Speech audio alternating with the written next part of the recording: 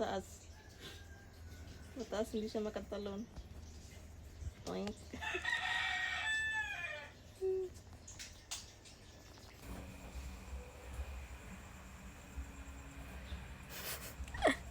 Hulo ka, hindi ka makahinga dyan. Poink. Uy, labas.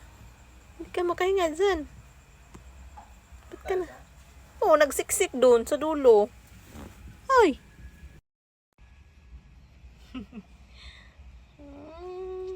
Ting aling-aling. Ay, sus. Tabi kayo ni Kuya kayo magtulog. Bakit hindi? Ay, Himeng. Wala ka.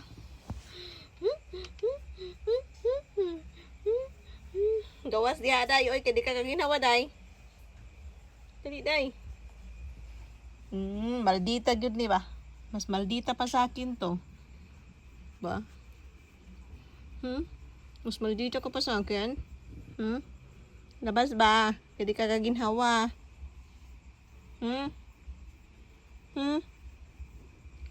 Mas maldita ka pa sa akin? Labas ba? Shh.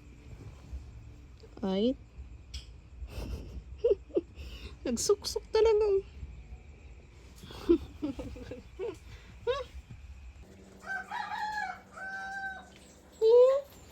Good morning. Happy Monday. 5 a.m. pa lang hinahanap ko na si Moning. Kasi hindi siya nag-ingay kagabi. Nag-ingay siya bago matulog. Bago ako matulog. Pero pagkatapos nun wala na. Saan na kaya ini? Sumugulog yung bahay namin, guys. Kasi pinapaayos ko sa likod sa kusina. Kaya yung magamit namin kalat-kalat. Ayaw ko muna siyang iyan. Pero yung sa labas, may balkon. Inayos ko kakahapon. Sunday. So, hindi ko pa inaayos talaga yung mga gamit ko sa likod. Magulo pa. Tapos yung gasol ko nandyan pa. Yan, yung pinapayos ko dyan sa likod. Kasi madilim pa, 5 a.m. pa lang. Aga ko na. Nahanap ko si Moning. Nasaan kaya yun? Kasi hindi pa siya umiihi, hindi pa siya napupok. Ano kaya nangyari? Hindi niya mahanap yung anuhan niya, damihan niya. Hindi. Nag-order na ako pero nagawan ko siya ng buhangin. Wala. Ming! Siguro tago na naman yun sa gilid. Sa curtain ko yun. Sa kahapon. Sorry, madilim.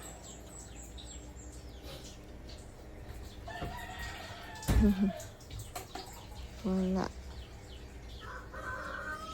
Ming!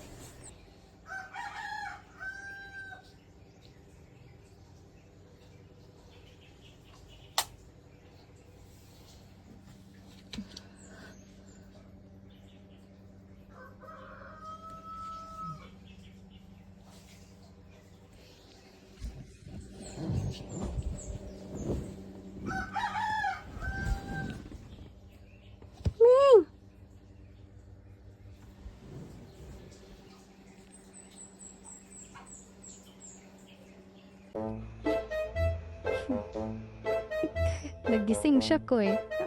Nagising ka. Tago ulit.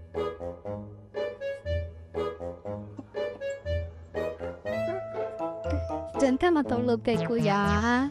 Uy! Diyan ka matulog. Tapat mo ni kuya. Tabi kayo. May ipit ka dyan. Malikot si kuya. Pundahan na, ihi ka na, dali. Hindi ka pa umiihi.